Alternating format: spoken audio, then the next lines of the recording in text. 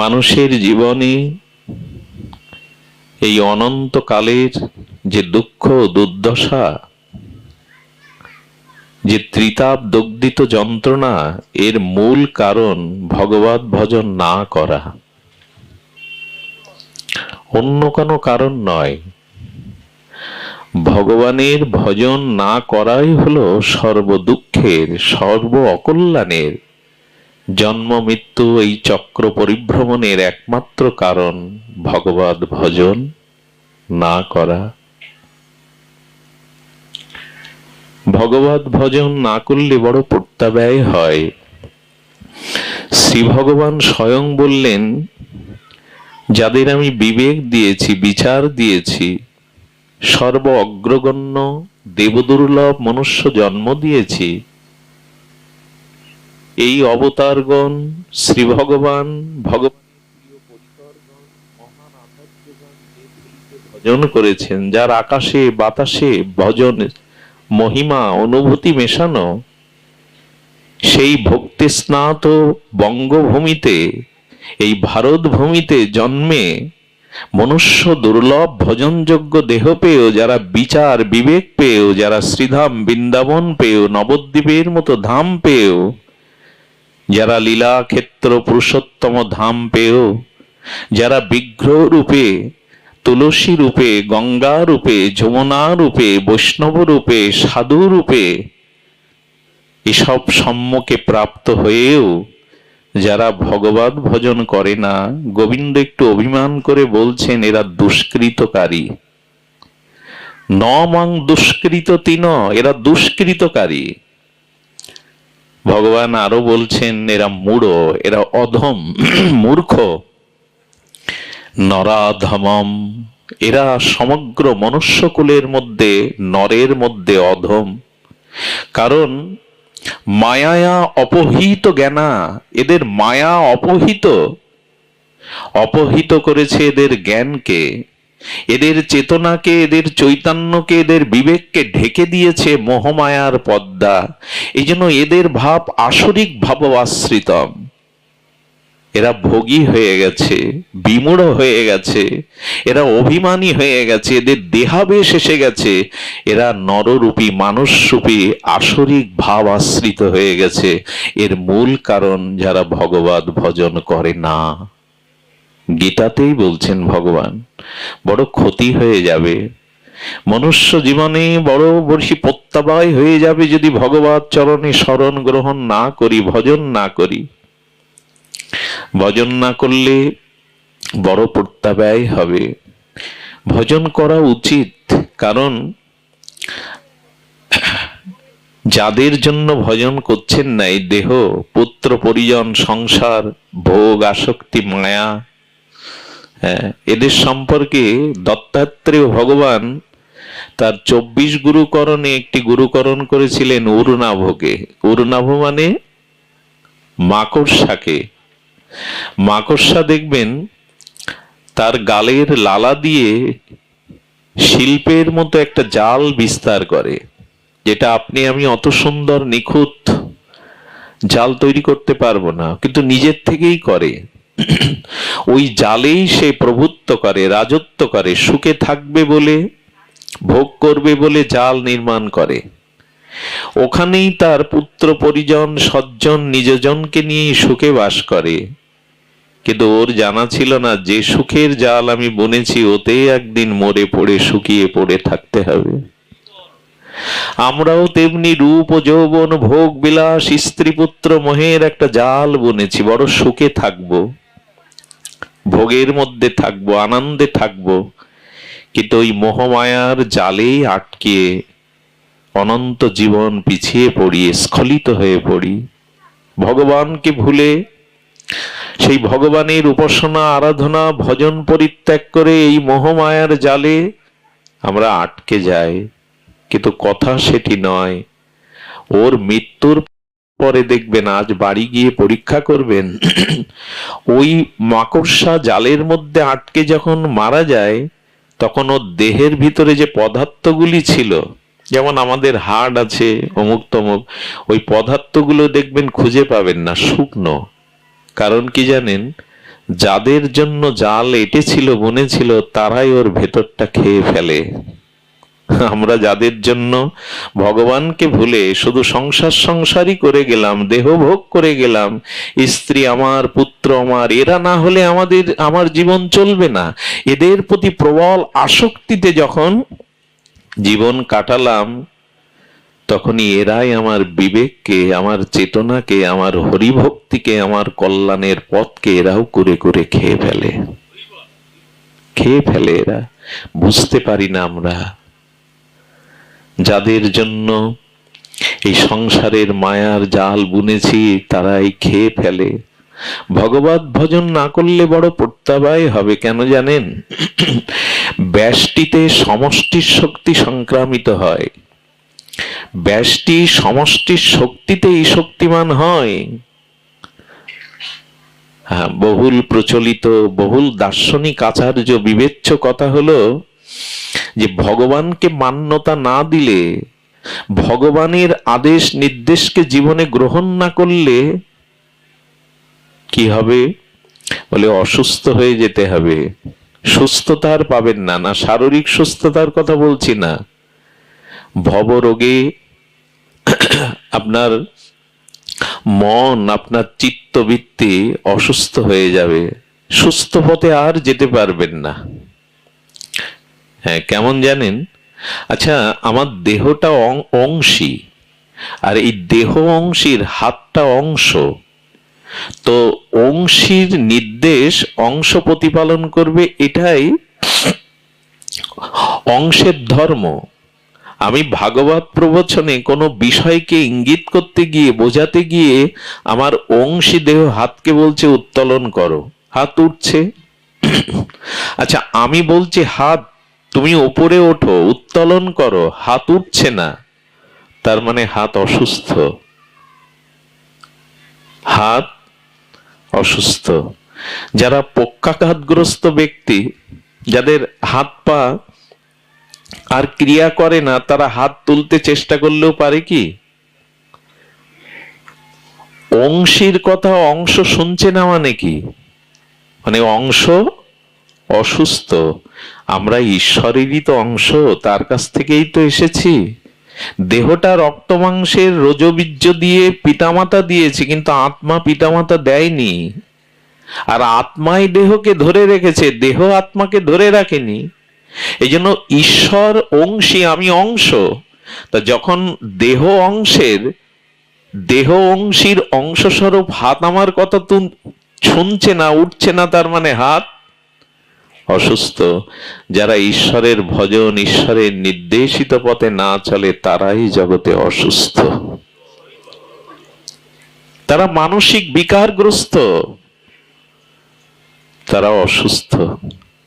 এই জীবনে শুদ্ধতা প্রয়োজন, এই জীবনে সুচিতা, শুদ্ধতা, নির্মলতা বড় প্রয়োজন। কিন্তু জীব নির্মল হবে কি করে? এই জন্য ভগবান বলছেন আমার সাথে যুক্ত হও, না হলে শুদ্ধতা আসবে না। যে নদী সাগরের সাথে যুক্ত নয়, সে তো মরা নদী, স্রোতহীনা, তরঙ্গহীনা, মৃত নদী। ভগবানের সাথে যার যোগ নেই, সে তো একরকম মরাই। ভজন যার নেই, আত্মবিবেক যার নেই, আত্মজ্ঞান যার নেই, তিনি নিঃশ্বাস প্রশ্বাস নিলে কি হবে? তিনি মৃত। ভজনহীন জীবন, নিঃশ্বাস প্রশ্বাস ক্রিয়া প্রতিক্রিয়া চললেও, রবটও তো চলে, রবট তৈরি করে বিজ্ঞানীরা এখন, প্রযুক্তিবিদ্যা, কিন্তু তার প্রাণ নেই, আত্মা নেই, যন্ত্রচালিত রোবট। তো মানুষ কাজ করলে, ক্রিয়া করলে, চলাফেরা করলেই কি নিঃশ্বাস প্রশ্বাস নিয়েই, খাওয়া দাওয়া, ঘর বাড়ি, সুখ স্বাচ্ছন্দ্যে থাকলেই কি বেঁচে আছে? বলে যাদের ভগবত ভজন নেই, তারা একরকম মৃত, তারা মৃত। এই জন্য বড় প্রয়োজন ভগবত ভজন পরায়ণ হওয়া।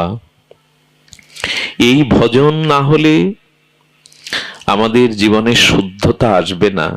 এই জন্য সর্বোপরি ভগবত ভজনটা শুরু হয় কবে জানেন? আমাদের জীবনে ভগবত ভজন শুরু হওয়ার শুভক্ষণ, সেই মহামাহেন্দ্রক্ষণ আসে যখন আপনার আমার জীবনে শ্রী গুরু কৃপা শুরু হয়, শ্রী গুরু চরণ আশ্রয় হয়। এছাড়া ভজন শুরু হয় না। শাস্ত্র বলেছেন শ্রীগুরু হলো ভবরোগ নিবারক। এই পুনঃ পুনঃ মাতৃজঠরে জন্ম মৃত্যু এই জগতে আসা যে মহারোগ, ভব মানে সংসার, রোগ মানে আসা যাওয়া, জন্ম মৃত্যু চক্রে পুনঃ পুনঃ আসা যাওয়া, তো এই ভবরোগ ব্যাধি একমাত্র শ্রীগুরু চরণ আশ্রয় করলেই যায় এই রোগ। এখানে আপনাদের কেন সারা বাংলাদেশের মধ্যে অন্যতম একজন ডাক্তারবাবু আসেন, সশ্রদ্ধ ভগবত প্রেমী, উনি মাটিতে বসেই পুরো পাঠ শোনেন, নাম নাই নিলাম। ওনারা দেহের রোগ ভালো করতে পারে, কত সুনাম, কিন্তু না, আমাদের এই ভবরোগ কিন্তু কোন জগতের ডাক্তার মিটাতে, এই যে পুনঃ পুনঃ জন্ম মৃত্যু চক্রের যে রোগ, এই রোগ শ্রীগুরু বৈষ্ণব সাধু ছাড়া মিটাতে পারবে না। এই জন্য শ্রীগুরু হলো ভবরোগ নিবারক, ভবরোগ নিবারক। সেই গুরুচরণ আশ্রয় আমাদের একান্ত প্রয়োজন। সময় কিন্তু চলে যাচ্ছে, স্রোত কিন্তু দেখুন সময় এত দ্রুত বয়ে যাচ্ছে। আজকে যে নদীতে যে ঘাটে আপনি স্নান করলেন, আগামীকাল যদি স্নান করেন আপনি সেই নদীতে স্নান করেননি, সেই জলে স্নান মনে হচ্ছে একই ঘাট, একই তরঙ্গ, একই জল, কিন্তু সেই জল বয়ে গেছে, অনেক দূর চলে গেছে, নতুন কোন জলে আজ স্নান করেছেন। মনে হচ্ছে একই নদী, একই ঘাট, একই জল বয়ে গেছে। প্রতিটা ক্ষণ, প্রতিটা মুহূর্ত চলে যাচ্ছে, জীবন থেকে হারিয়ে যাচ্ছে। সূর্য উদয় থেকে অস্ত আমাদের আয়ু কেটে যাচ্ছে, কাল আমাদের এক একটা দিন সংকীর্ণ হয়ে আসছে। এই জন্য ভাবতে হয় সময় চলে যাচ্ছে খুব দ্রুত সময়। এই জগৎটা তো ঘুরছে, প্রচন্ড বেগে ঘুরছে, আমরা সবাই ঘুরছি এখানে বসে, বুঝতে পারছি না। তেমন আমাদেরও সময় ক্ষীণ হয়ে আসছে, জীবনের আয়ু সূর্য অস্তমিত হতে যাচ্ছে। এই জন্য জাগো, ওঠো, উত্তিষ্ঠিত জাগ্রত প্রাপ্য বরানন নিবেদত। ওঠো, জাগো, এবার লক্ষ্যে পৌঁছানোর প্রস্তুতি নাও। আর কতকাল ঘুমাবে? জীব জাগো, জীব জাগো বলে গোরা চাঁদ ডাকে। ভগবান ডেকে ফিরেছেন কখনো মুরলীর ধ্বনিতে, কখনো উদ্যত্ত হরিনামের ধ্বনিতে, কখনো গীতা ভাগবতের মহাবাণীতে, কখনো উপনিষদের ব্রহ্মসূত্রে ঋষিরা গেয়ে উঠেছেন, ওঠো এবার জাগো, আর বিষয় ঘুমিও না। কিন্তু সেই আহ্বান, সেই ডাক আমাদের কর্ণে পৌঁছায়নি। কর্ণে পৌঁছাবে কি করে? শ্রীগুরু কৃপা না হলে, সাধু বৈষ্ণবের কৃপা না হলে ডাক কানে আসবে না, কোনোদিনই আসবে না। আমরা একমাত্র ঘুমিয়ে আছি। তো এই জন্য আমরা যারা গৃহী সংসারী, তাদের জন্য মহাপ্রভুর ক্রিয়া করুণা কম নয়। মহাপ্রভু সত্যরাজ খান বসু রামানন্দকে বলেছিলেন, গৃহে থাকো, গৃহে থেকে কাজ নেই, সংসারে থাকো, গারস্থ ধর্ম পালন করো।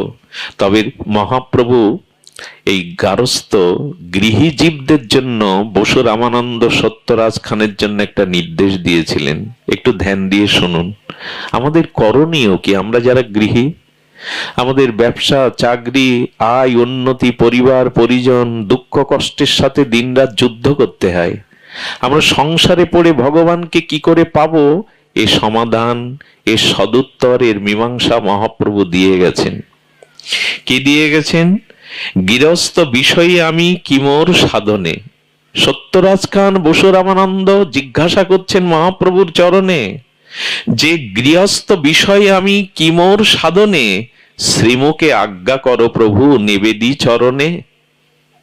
মহাপ্রভুর কাছে পুরীধামে সত্যরাজ খান বসু রামানন্দ আমাদের প্রতিনিধি হয়ে জিজ্ঞাসা করছেন, প্রভু আমি গৃহী, আমি বিষয়ী, তোমার শ্রীমুখে আজ্ঞা করো প্রভু, তোমার চরণে এই নিবেদন আজ্ঞা করো কি করণীয়। প্রভু কহে কৃষ্ণ সেবা বৈষ্ণব সেবন। কে বলছেন কথা? শ্রীকৃষ্ণ চৈতন্য পরতত্ত্ব। মহাপ্রভু আজ্ঞা দিচ্ছেন গৃহীদের কি কর্ম, গৃহীদের করণীয় কি। বলছেন প্রভু কহে কৃষ্ণ সেবা বৈষ্ণব সেবন, নিরন্তর করো কৃষ্ণ নাম সংকীর্তন। প্রভু মুখের আজ্ঞা।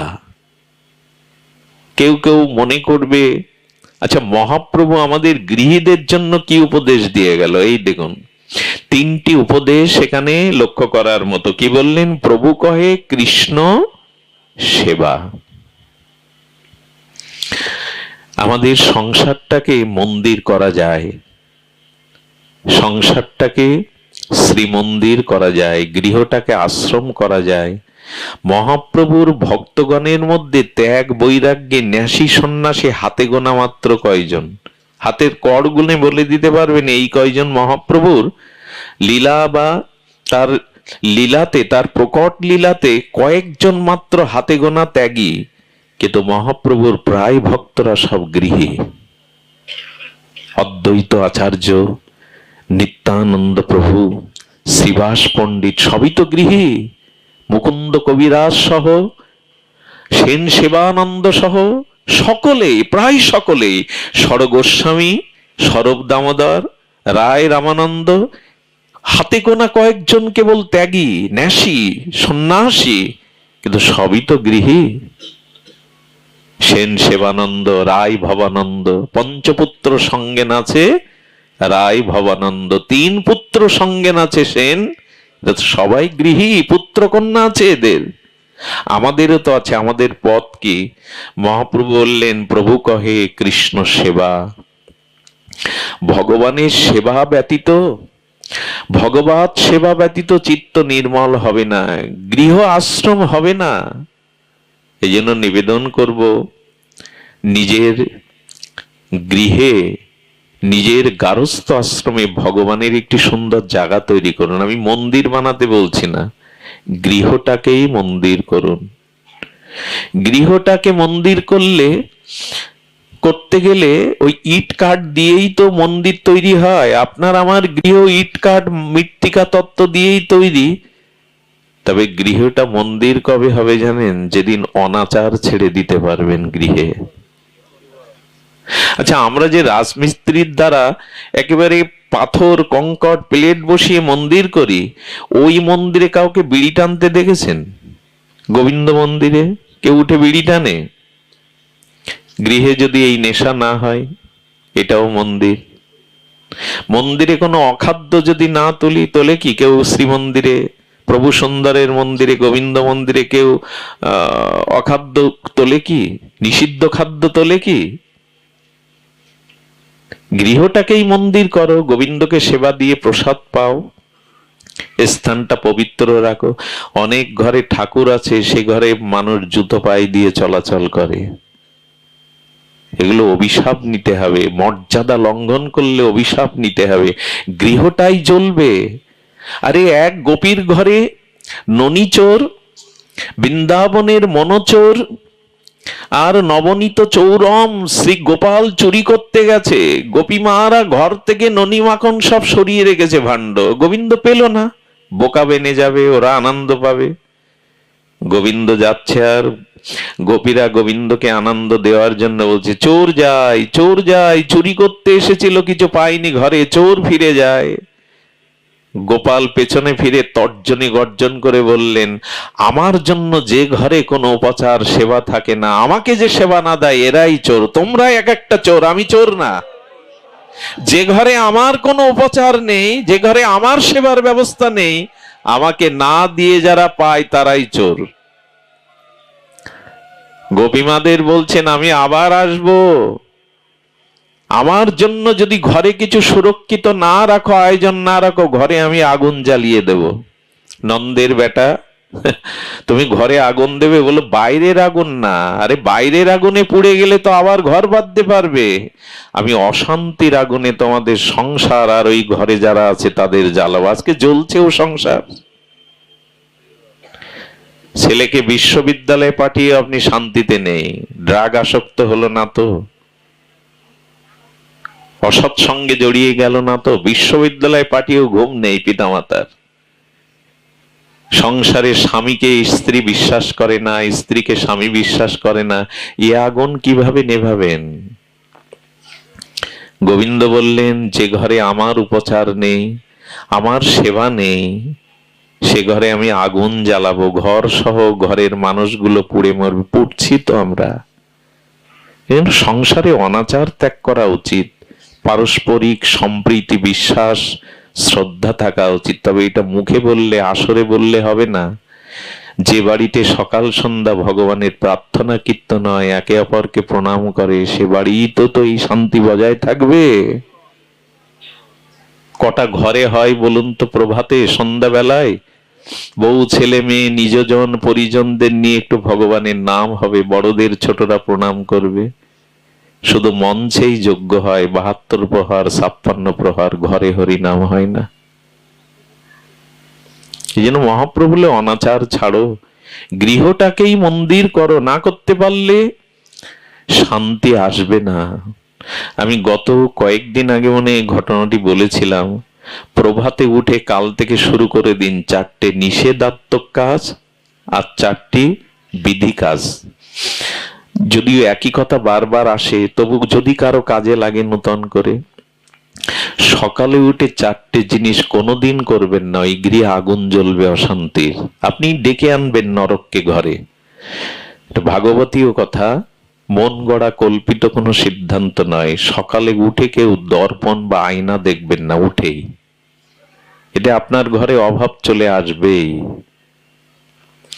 সকালে উঠে দর্পণের সামনে নিজের মুখ নিয়ে যাবেন না।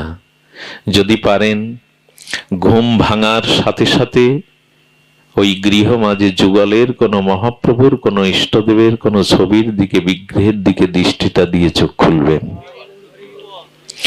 দ্বিতীয়ত, বিছানায় নিদ্রা ভঙ্গের পরে পৃথিবীর সব থেকে শ্রেষ্ঠতম সময় সূর্য ওঠার 1.5 ঘন্টা আগে, সূর্য ওঠার 1 ঘন্টা পরে। এই সময়টা আপনি যাবতীয় যা কাজ করবেন তা খুব সুখময় হবে।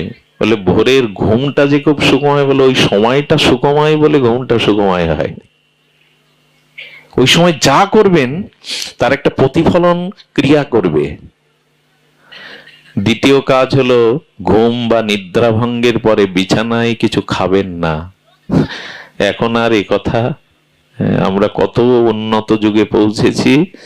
সকালবেলা উঠে চা বিছানায় বসে, এগুলো সব অমঙ্গলের, অনাচারের কারণ। চা খেতে পারেন, আপনি উঠুন, হাত পা প্রক্ষালন করুন, শুচি শুদ্ধতার পরে মুখে কিছু দিন, বিছানায় বসে দিবেন না।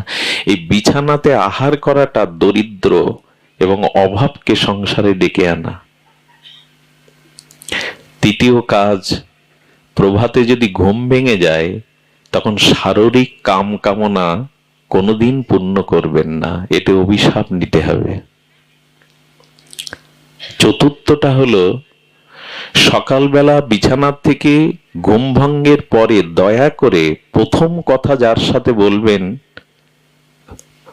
রুষ্ট দৃষ্টি দিয়ে বা ঝগড়া মনোভাব নিয়ে প্রথম কথাটা কারোর সাথে বলবেন না, একটু হেসে মধুময় করে কথাটা বলবেন। সকালবেলা উঠেই বিছানার কারণে, কোনো কারণে আপনি উত্তেজিত হয়ে বাদিয়ে দিলেন। 4টি জিনিস নিষেধ, এটা করবে। 4টি জিনিস বিধি আছে, এটা করলে আপনার সুমঙ্গল, সৌভাগ্য ঘরে দেখা দেবে। ঘুম ভাঙ্গার সাথে সাথে শাস্ত্রে বলেছে নিজের হাত দেখো। জ্যোতিষী হতে বলছেন?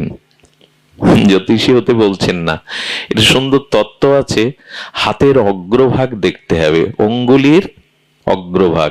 এখানে অগ্রভাগ দেখে সংস্কৃতি দরকার নেই। হ্যাঁ, বলেছে কর অগ্রে বসতি লক্ষ্মী, এখানে লক্ষ্মী বসে আছে। আর কর মধ্যস্থিত সরস্বতী, এখানে আছে জ্ঞান। আর স্কন্দ, যেটা হাতের মূল গোড়া, এখানে শ্রী গোবিন্দকে দেখবেন।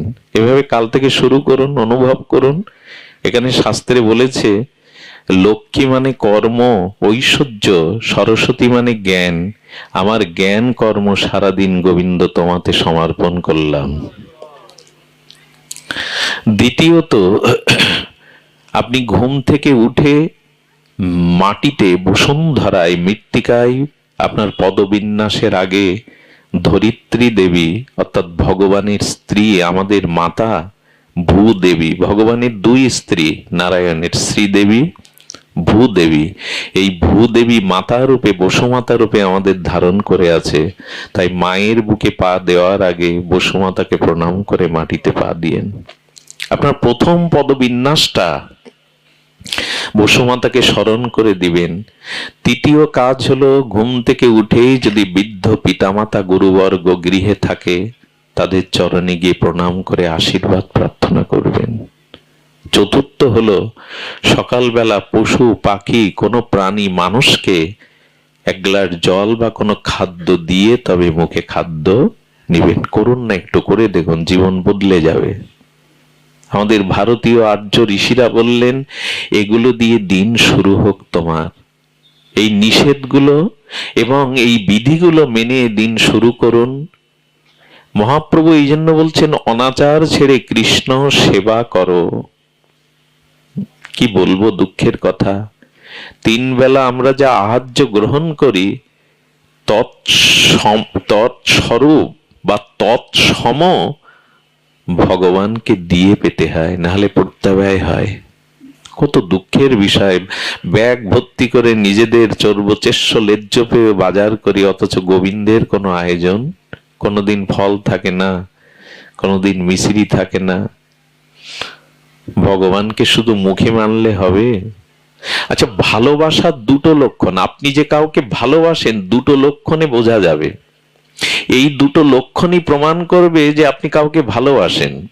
ভালোবাসার দুটো লক্ষণ, এক হলো তার কথা সর্বদা মনে পড়বে, আপনার তার কথা মনে পড়বে। শিশু যেমন ঘুম ভাঙার পরে মাকে খুঁজে বেড়ায়, ওর মনে পড়ে যায় মায়ের কথা, স্নেহবৎসল স্নেহবতী মায়ের কথা, তেমনি ভালোবাসার লক্ষণ হলো ভালোবাসার মানুষের কথা মনে পড়ে সর্বদা। দ্বিতীয় লক্ষণ হলো যে যাকে ভালোবাসে তাকে হাতে করে সেবা করতে খুব স্বাদ হয়। দেখবেন যে যাকে ভালোবাসে তার মনে একটা অভিলাষ থাকে কবে হাতে করে তাকে একটু। তো ভগবানের সেবা আজকাল অনেকেই মন্দির করে, বাড়ি করে টাকা দিয়ে লোক রেখে দেয়। আমার তো সময় নেই। ভগবত সেবা কখনো অন্যদের দিয়ে যদি সময় নিতান্তই না পান করবেন, কিন্তু প্রতিদিন একবার করে যাবেন, একটা করে তুলসী একটু প্রণাম 2 মিনিট করে আসবেন, তবু যেতে হবে। উদ্ধব সুদামা যেদিন দ্বারকায় গেল, দ্বারকাধীশ গোবিন্দ সুদামার চরণ জল করে দিয়েছিলেন নিজে। ভিখারি, হ্যাঁ ভিখারির মতোই তো, কাপড় ছেঁড়া, জোড়াতালি দেওয়া ধুতিটা, পায়ে পাদুকা নেই। সুদামার চরণ জল গোবিন্দ নিজে করে মাথায় চরণ জল নিয়েছিলেন, পান করেছিলেন। তোমার সখা, তোমার বন্ধুর চরণ জল করছো কেন? বলে না, গৃহে যে এসেছে সুদামা পরম ভক্ত, শুধু বন্ধু নয়, আমি ভক্তের চরণ জল করছি। এই জন্য শাস্ত্রে কি বলেছে যে মহাপ্রভু বলছেন প্রভু কয়ে কৃষ্ণ সেবা। অবশ্যই আপনাকে একটু, যত ব্যস্ত থাকেন, চাকরি বাকরি বাণিজ্য যাই করেন, সকালে স্নান করে একটা ফুল তো গোবিন্দ চরণে দিয়ে প্রণাম করতে পারেন। এইটুকু তো তার সামনে যেতে পারেন। সব ভুলে গেছে। আমি সকল কাজের পাই হে সময়, তোমারে ডাকিতে পাইনি। আমি চাহি দ্বারা সুত সুখ সম্মিলন, তব সঙ্গ সুখ চাইনি। আমি কার তরে দেই আপনা বিলায়ে, ও পদ তলে তো বিকাইনে। আমি কত কি যে খাই ভস্য আর ছাই, তব প্রেমামৃত খাইনে। আমি কত গান গাই মনের হরষে, তোমার মহিমা গাইনে। আমি বাহিরের দুটো আখি মেলে চাই, জ্ঞান আখি মেলে চাইনে। আমি কার তরে দেই আপনা বিলায়ে, ও পদ তলে তো বিকাইনে। আমি কতই যে করি পর্যটন, তোমার চরণ চাই না। কবির অনুভব হলো আমি সকল কাজের সময় পাই, শুধু তোমাকে ডাকতে সময় পাই না। এ যেন আমাদের জীবনে না হয়। এই যেন আমাদের জীবনে একটু সময় ব্যয় করুন ভগবানের জন্য। হ্যাঁ, তার কাছে যান, কৃষ্ণ সেবা। পরেরটা কি বললেন? বৈষ্ণব সেবন। দেখুন, কৃষ্ণ সেবা সহজ না, এটা অনেক সদাচারের ব্যাপার, সময়ের ব্যাপার। প্রভুকে বলল, প্রভু যদি কৃষ্ণ সেবা যথাযথ না করতে পারি তো বলে একটু ফুল জল দিয়ে প্রণাম করো, এই ধূপদীপ জ্বালে একটু প্রণাম করো, কিন্তু তোমাকে অবশ্যই বৈষ্ণব সেবা করতেই হবে যদি গৃহী হও। গৃহীর প্রধান কাজ কৃষ্ণ সেবার থেকে বড় বৈষ্ণব সেবা। এটা এখন হারিয়ে গেছে। যে গৃহে সাধুর চরণ ধুলি পড়ে না, যে গৃহে বৈষ্ণবের পদার্পণ হয় না, তাকে গৃহ তা শ্মশান ভূমি। খুব মনে পড়ে বৈষ্ণবকে কিভাবে সমাদর করতে হয়। কৃষ্ণ যেদিন সুদামাকে বিদায় দিচ্ছে না, বড় মার্মিক কথা, একটু হৃদয় দিয়ে শুনুন। কৃষ্ণ যখন সুদামাকে বিদায় দিচ্ছে, তখন সুদামা নগ্ন পায়ে এসেছিল, খালি পায়ে যাচ্ছে। হঠাৎ ভাগবতোত্তম জ্ঞানবরিষ্ঠ উদ্ধব এসে বলছেন, বাসুদেব ভগবান, তোমার সখা সুদামা তোমার দুয়ারে এলো, এক জোড়া পাদুকা দিতে পারোনি ওকে, বন্ধুকে। এই কত দীর্ঘ পথ, এই নগ্ন পায়ে কত কণ্টকা কিরীণ হবে, কত কাকর ফুটবে, তপ্ত বালিতে পা দেবে, তুমি একটা পাদুকা দিতে পারলে না? আচ্ছা বাসুদেব, তুমি তো অনেকগুলো রথ, তুমি দ্বারকাধীশ, তুমি তো একটা রথে করে তোমার সুদামা বন্ধুকে পাঠাতে পারতে, সে হেঁটে যাচ্ছে কেন? প্রশ্নটা তো যথার্থই যথার্থ আছে, প্রশ্নটার মধ্যে যুক্তি আছে। কৃষ্ণ উদ্ধবের সামনে চোখে জল এনে যে কথা বলেছিলেন, তা বৈষ্ণব সেবার, মহৎ সেবার, ভক্ত সেবার বড় দৃষ্টান্ত। উদ্ধব, আমি সারা রাত ভেবেছিলাম আমার সখাকে আমি রথে চড়িয়ে পায়ে দুটো পাদুকা পরিয়ে পাঠাবো, কিন্তু সিদ্ধান্ত আমি বদল করেছি। কেন জানো উদ্ধব? আমি দ্বারকাধীশ, আমি দ্বারকায় থাকি, কিন্তু এই দ্বারকার মাটি পবিত্র হবে না যদি সুদামার মতো ভক্তের পায়ের ধুলো দ্বারকায় না পড়ে। আমি পাদুকা দেয়নি এই জন্য যে আমার দ্বারকার মাটিও পবিত্র হবে, সুদামার মতো ভক্তের চরণ ধুলি যদি এই মাটিতে পড়ে। আহা, স্বয়ং অখণ্ড পরতত্ত্ব গোবিন্দ বলছেন, সুদামার পায়ের ধুলি পড়লে আমার দ্বারকা ধন্য হবে। আচ্ছা, তুমি একটা রথে করে তো পাঠাতে পারতে তোমার সখাকে, কেন রথে পাঠালে না? কি বলছে শুনুন।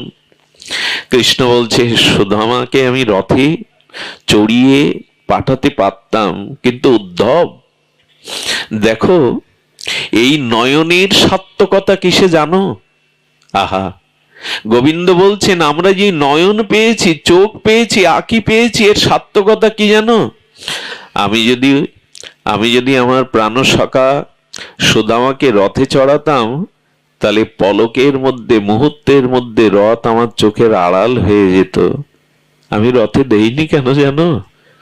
এ চোখের সার্থকতা যতক্ষণ ভক্ত দর্শন করা যায়, ভক্তের দিকে দৃষ্টি যায়, তাই আমি রথে চড়াইনি।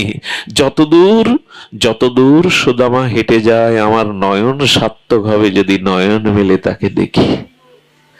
এই জন্য গৃহে কোনো সাধু এলে, গুরুজন এলে, তাকে কিছু পথ এগিয়ে দিতে হয়, এটা নিয়ম, কিছু পথ যেতে হয়।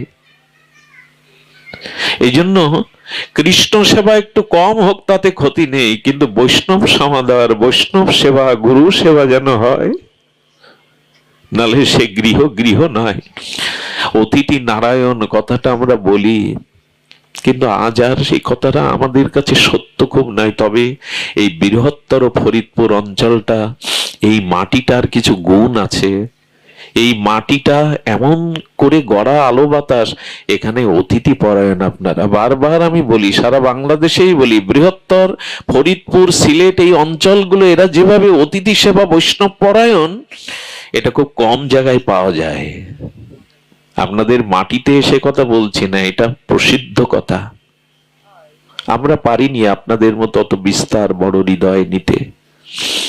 এই জন্য মহাপ্রভু বললেন, কৃষ্ণ সেবার থেকে বৈষ্ণব সেবা বড়।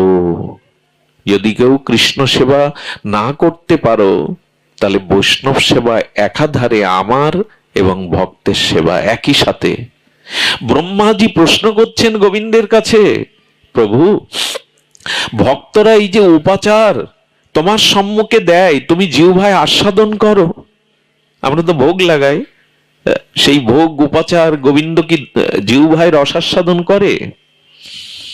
ব্রহ্মাকে গোবিন্দ বললেন, আমার সম্মুখে যে উপচার ভক্তগণ রাখে, আমি দৃষ্টি দিয়ে তা গ্রহণ করে প্রসাদ করে দিই।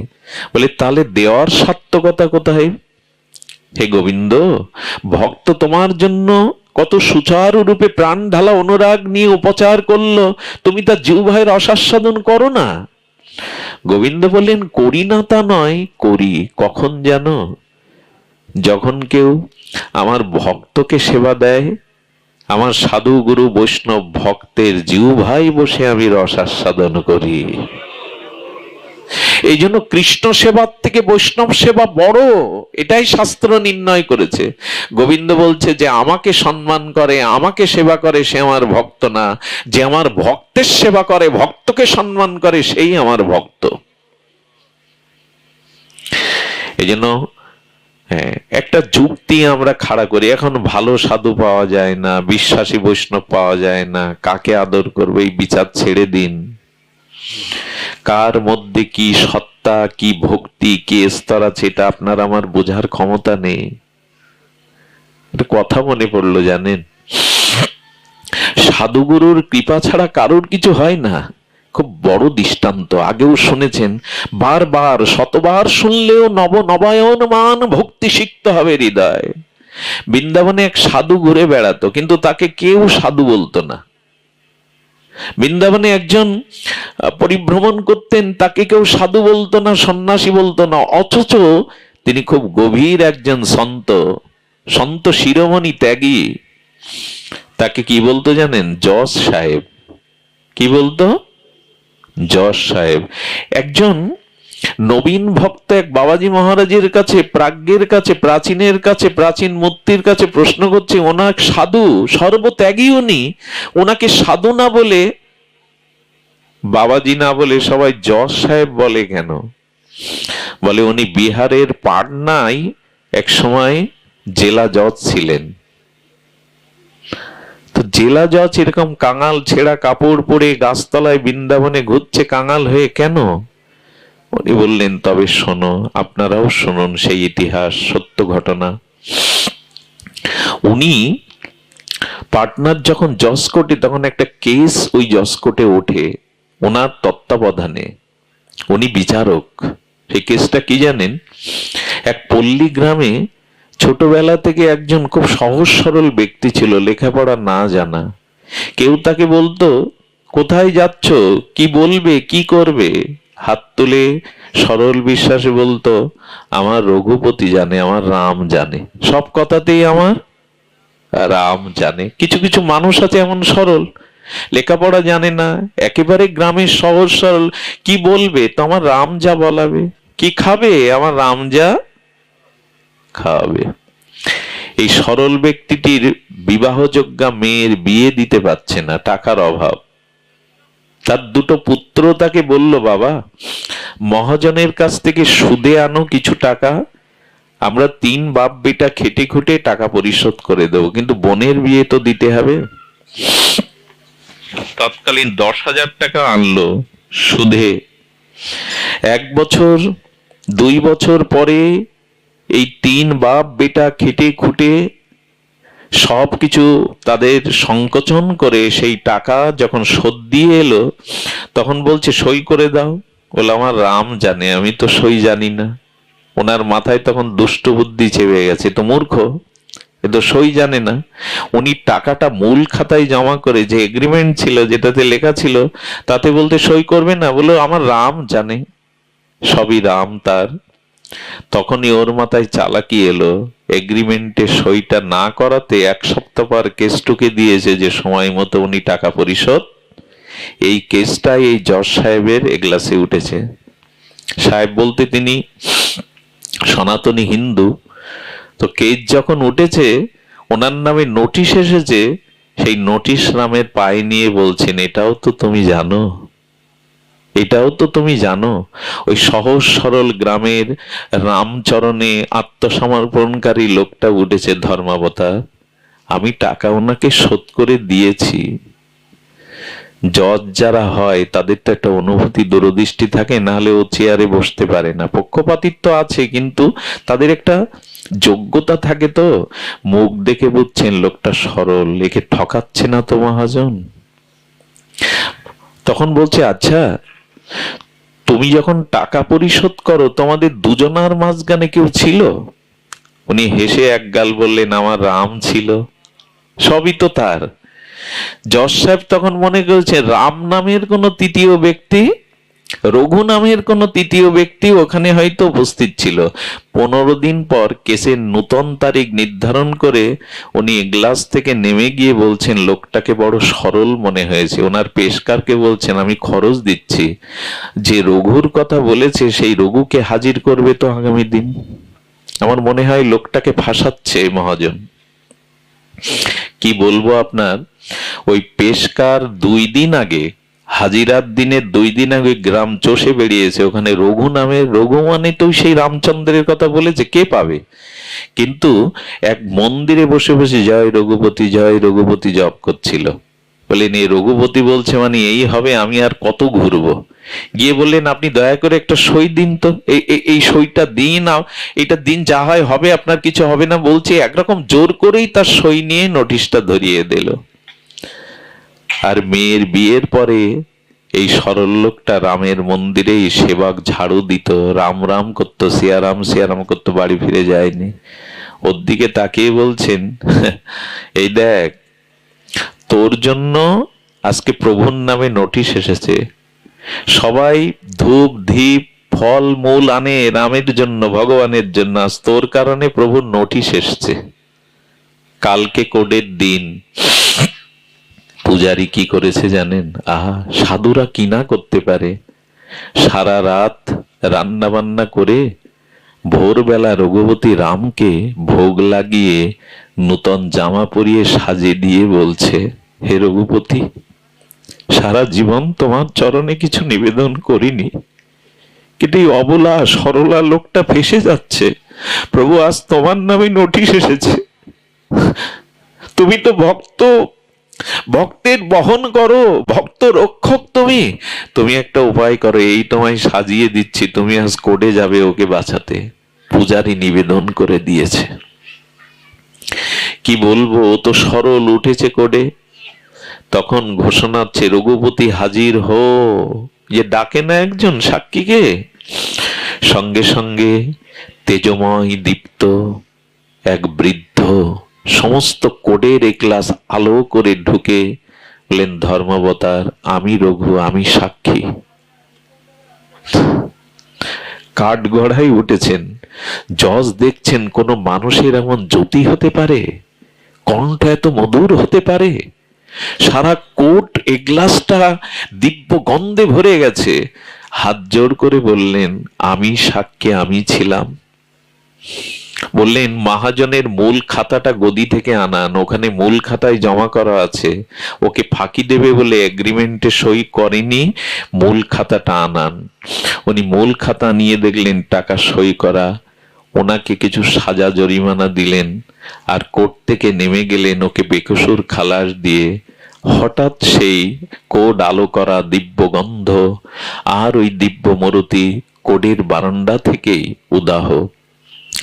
জজ সাহেব তখন ওকে ডেকেছে, পেশকারকে দিয়ে, ওকে ডাকো তো। ওকে ডেকে বলছে, আচ্ছা, যে রঘু সাক্ষী দিয়ে গেল, ইনি ছিলেন তোমার কাছে, ইনি তোমার সেই সাক্ষী? বলে, না ধর্মাবতার, আমার রঘু তো আমার রামচন্দ্র, হয়তো তিনিই পাঠিয়েছেন, তিনিই পাঠিয়েছেন, আমার রামই হয়তো পাঠিয়েছেন। রাত্রে স্বপ্নেতে রঘুপতি রামচন্দ্র জজকে বললেন, আমার ভক্তের জন্য আমি তোমার কাঠগড়ায় উঠেছিলাম, আমার ভক্ত কি চিরকাল আমিই তো রক্ষা করি, আমার ভক্তের তো সমর্পণ আমার উপরে। যেই স্বপ্নেতে রঘুপতি রাজীব লোচন রামচন্দ্রের মর্যাদা পুরুষোত্তমের রূপ দেখেছেন, উনি উঠেই চিৎকার করে কাঁদতে শুরু করলেন, সারা রাত কেঁদে কি বললেন জানেন? আমি অপরাধী, আমি তোমাকে কাঠগড়ায় হাত জোর করে তুলেছি ভগবান, সমস্ত জীবের বিচারক তুমি, আজ তোমাকেই আমি কাঠগড়ায় দাঁড় করিয়েছি। আমি যাকে ডাকলে, যাকে স্মরণ করলে প্রভু সাক্ষী হয়ে কাঠগড়ায় উঠতে পারেন, আমি আজ থেকে জীবনে তারই ভজন করব। সেই দিন থেকে কোর্ট থেকে ইস্তফা দিয়ে বৃন্দাবনে গিয়ে কাঙালের মতো ভজন করছেন উনি। কার কৃপায় হয় এটা? ওই ভক্ত কৃপায়। বৈষ্ণব সঙ্গ, সাধু কৃপা ছাড়া এই জগতে কিছু পাওয়া যাবে না। ভক্তি ভজন এগুলো ভক্তরাই দান করে। এই জন্য মহাপ্রভু বলে দিলেন কৃষ্ণ সেবার বৈষ্ণব সেবন। বৈষ্ণব সেবা করবে, তা না হলে সারিয়া বৈষ্ণব সেবা নিস্তার পেয়েছে কেবা। আমরা সেবা নিতে শিখেছি, সেবা দিতে শিখিনি গো। এই জন্য এই যে আঙিনাতে আমি দিব্য আরতি দেখে আসলাম, ব্রহ্মচারীগণ, সেবকগণ, তাদের যে সেবা অনুভূতি, তাদের যে সেবা ভাবনা, হরিপুরুষ বন্ধু সুন্দরের আশ্রিত ভক্তরা কি আদর করে ভালোবেসে তারা বুকে জড়িয়ে নিল। মানুষের মধ্যে সব থেকে বড় গুণ হলো সেবা ভাব। বাক্যের দ্বারা, আচরণের দ্বারা এবং প্রত্যক্ষ সেবার দ্বারা সাধুগুরু বৈষ্ণব সেবা করুন। এদের সেবা বিনা কোনোদিনই ভক্তি জগতে, অন্তর জগতে আত্মকল্যাণের পথে যাওয়া যাবে না। এই জন্য সেবা চাই। মহাপ্রভু তিনটে নির্দেশ দিলেন, একটা কৃষ্ণ সেবা, একটা বৈষ্ণব সেবন, আর একটা যখনই সময় পাবে হরিনাম সংকীর্তনের মালা নিয়ে বসবে, জপ করতে বসবে, যখনই সময় পাবে। এ কথা মানি কি? মহাপ্রভু বললেন কৃষ্ণ নাম সংকীর্তন নিরন্তর। নিরন্তর শব্দটা কেন দিলে প্রভু? নিরন্তর কি সংসারী মানুষের পক্ষে সম্ভব? বলে সম্ভব। মনটাকে দিয়ে মননের দ্বারা ভগবানের নাম স্মরণ করো সর্বদা, এটা পারা সম্ভব। নিত্য নিরন্তর ভগবানের নাম অভ্যাসটা করুন। নিত্য নিরন্তর নাম অভ্যাস করুন। এক সময় আপনি নাম করতে করতে নিত্য নিরন্তর নাম অভ্যাস হয়ে গেলে, আচ্ছা, অনেক ভক্তকে দেখেছি, নামনিষ্ঠ ভক্তকে দেখেছি, মৃত্যুর সময় স্মৃতিশক্তি থাকে না, বোবা হয়ে যায়, কথা বলার শক্তি হারিয়ে ফেলে, বাক শক্তি, কানে শুনতে পায় না, অথচ সারা জীবন ভগবানের নাম করেছে, এখন বাক শক্তি নেই, কর্ণে নাম দিলেও শুনতে পাচ্ছে না, তার কি হবে? ভগবান কি বললেন জানেন? নিত্য নিরন্তর যারা আমার নাম আশ্রয় করেছে, মৃত্যুর সময় শারীরিক কারণে, প্রারব্ধের কারণে তাদের যদি স্মৃতিশক্তি, বাকশক্তি না থাকে, তখন আমি তার হৃদয়ে গিয়ে তার হয়ে নামটা করিয়ে নেই, আমি তার হৃদয়ে বসে কর্তব্য করে নেই। তখন দায়িত্বটা আমার। সে সারা জীবন আমাকে নিত্য নিরন্তর স্মরণ করেছে, এখন দায়িত্ব আমার, আমি তার হৃদয়ে গিয়ে তার হয়ে নামটা নিয়ে দেই। এই জন্য অনুরোধ করব, সময় পেলেই মনটাকে হরিনামের তরঙ্গে ভাসিয়ে দিন, নিত্য নিরন্তর। খাইতে শুইতে উঠিতে বসিতে যথাতথা নাম লয়। মহাপ্রভু এমন এক বিধান দিয়ে গেলেন, দেখুন, এমন নাম দিয়ে গেলেন। এই নাম সম্পর্কে একটা কথা বলা প্রয়োজন, কিছু অপরাধ নেবেন না। শ্রীমান মহাপ্রভুর আবির্ভাবের ৩৫ বছর পূর্বে ১৩৭১ কি ৭২ বঙ্গাব্দে আমাদের এই বঙ্গজননীর কোল আলো করে অবিভক্ত ভারতবর্ষের আজকের যেটা সেদিনের বুড়ন গ্রাম, আজকের যেটা কেড়াগাছি, এই কেড়াগাছিতে এই ঠাকুর হরিদাস আবির্ভূত হয়েছিলেন, গৌর গণমধ্যে সর্ব অগ্রগণ্য। মহাপ্রভুর ৩৫ বছর পূর্বে হরিদাস এসেছিলেন। এই হরিদাসকে আপনারা সকলেই জ্ঞাত, ইনি ব্রহ্ম হরিদাস, অর্থাৎ ব্রহ্মায় হরিদাস রূপে এসেছিলেন। ওনার মধ্যে প্রহ্লাদ মহারাজেরও আবেশ ছিল। এখন হরিদাসকে অগ্রে মহাপ্রভু পাঠালেন কেন? খুব গভীর একটা সিদ্ধান্ত লুকিয়ে আছে, ধ্যান দিয়ে শুনুন। বিশেষত কলিযুগে যারা খুব জ্ঞানী হয় না, যারা খুব শাস্ত্রজ্ঞ হয়, জ্ঞানী হয়, এরা প্রায় জ্ঞান মার্গে চলে যায়, নির্বাণ মার্গে চলে যায়, বেদ মার্গে চলে যায়।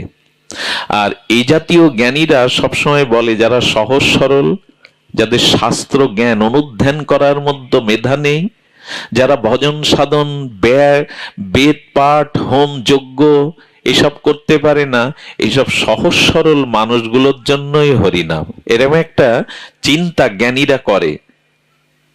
বোঝা যায় কি কথা? যারা বেদজ্ঞ, যারা নির্বিশেষবাদীর আরাধনা করে।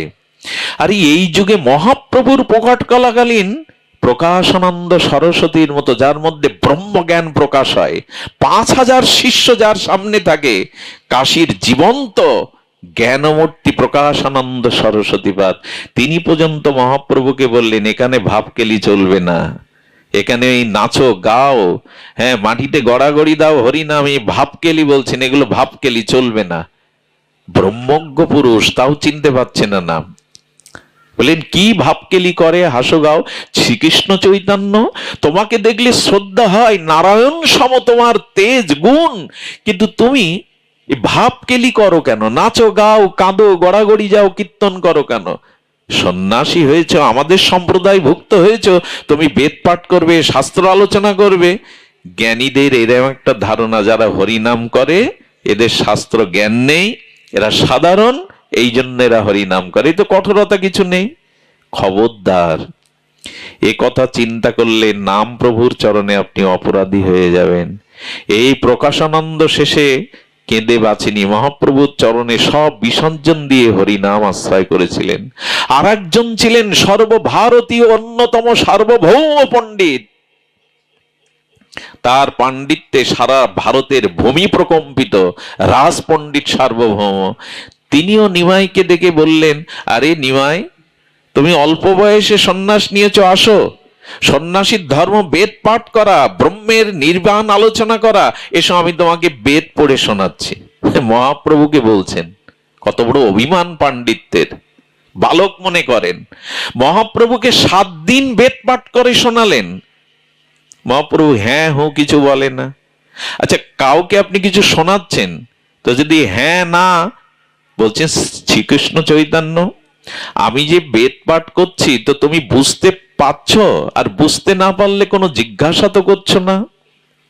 বলেন, আপনি হয়তো পাঠ করছেন, কিন্তু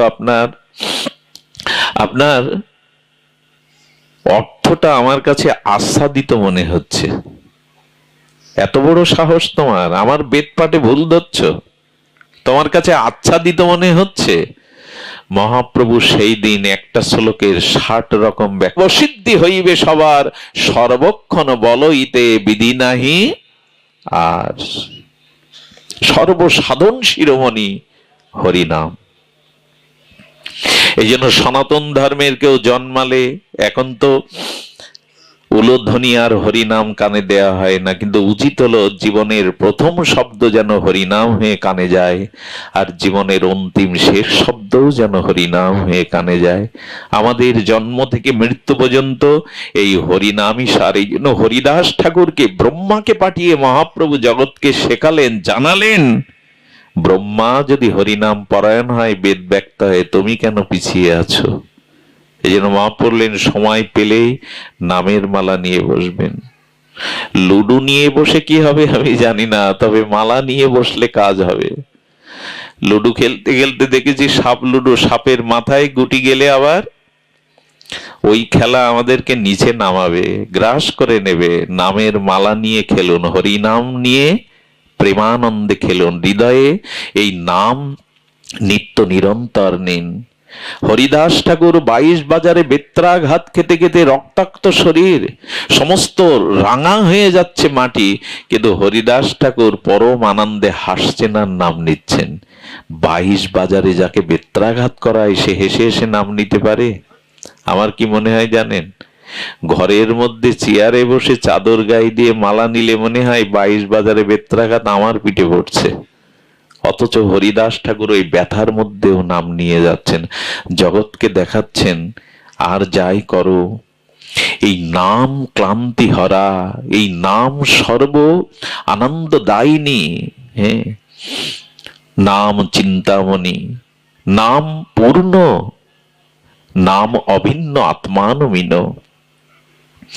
নাম ও চিন্তামণি স্বরূপ এই নামটাকে রেখে দাও, নামকে নিত্য নিরন্তর গ্রহণ করেছেন মহাপ্রভু। তাহলে গৃহীদের জন্য কি উপদেশ দিলেন? কৃষ্ণ সেবা, বৈষ্ণব সেবন, নিরন্তর হরিনাম সংকীর্তন। এখন নিজের কাছে প্রশ্ন করতে হবে, আমি গৃহী, আমি মহাপ্রভুর এই নির্দেশিকা কতটুকু পালন করছি? আমি কতটুকু আমার স্বীয় জীবনে মহাপ্রভুর এই বাণীকে আমি পালন করছি? সময় বেশি নেব না, যেহেতু এটা প্রায়ত আত্মপারলৌকিক কল্যাণ, এই জন্য একটু আমরা সামান্য ঠাকুর হরিদাসের কথা এখানে আস্বাদনের আনবো। ঠাকুর হরিদাস এই নাম প্রচারে এসেছিলেন এই জন্য যে তাকে দেখলেই সকলের মুখে নাম আপনি প্রকাশ হতো। যাহারে দেখিলে মুখে আইসে কৃষ্ণ নাম। মহাপ্রভু এমন একজনকে বেছে নিয়েছিলেন, ঠাকুর হরিদাসের নাম কি গো মানুষ শুনবে কি? ফুলিয়াতে আমার ভাগ্য হয়েছিল সেই গোপাটা এবার দেখে আসার। আমাদের প্রয়াত মুরারিমোহন বাবাজি মহারাজ জায়গাটা সংস্কার করেছেন, আশ্রম করেছেন। ওখানে গিয়ে দেখে এলাম ঠাকুর হরিদাসের নাম শোনার জন্য বড় এক সাপও ঠাকুরের মাটির তলে বসে বসে নাম শুনত। সাপের রুচি হলো না শুধু আমার। সাপটা বিষধর, তো মাটিটাই বিষময় হয়ে গেছিল। ভক্তরা ওই মাটিতে বসে হরিনাম শুনতো, তাতে তাদের কষ্ট হতো। এই জন্য ঠাকুরকে নিবেদন করলে ঠাকুর হাত জোড় করে বলেছিলেন, ভক্তরা কষ্ট পাচ্ছে, তুমি স্থান থেকে অন্য স্থানে গমন করো। সেই গুফাটা দেখে এলাম, এখনো বড় গুফা। সেই গুফা থেকে সাপটা মাথা নিচু করে চলে যাওয়ার আগে একবার ঠাকুরের দিকে দৃষ্টি দিয়েছিল। অনুভবীরা বললেন, কি নিবেদন করলো জানো প্রভু? জিহ্বা আমারও আছে, আমিও শরীর পেয়েছি, কিন্তু কৃষ্ণ বলতে পারলাম না এই জন্মে। এই জন্য আগামী যদি কোনো জন্ম দাও, যেন তোমাকে ডাকবার ভজন করবার একটা জন্ম দিও। সবার জিহ্বা আছে, কৃষ্ণ বলতে পারে না। কুকুর শুকুর গুলো তো পারে না। সব প্রাণীর জিহ্বা আছে, কেউ তো পারে না। মানুষের জিহ্বাটা হরি নামের জন্য দেওয়া, হরি নামের জন্য দেওয়া। রাধাকুণ্ডে গেলে বোঝা যায় কি নাম নিষ্ঠা তাদের। তারা নিঃশ্বাস প্রশ্বাসে জীবনের সব থেকে একটা জিনিস নিত্য নিরন্তর চলে, সেটা হলো নিঃশ্বাস প্রশ্বাস।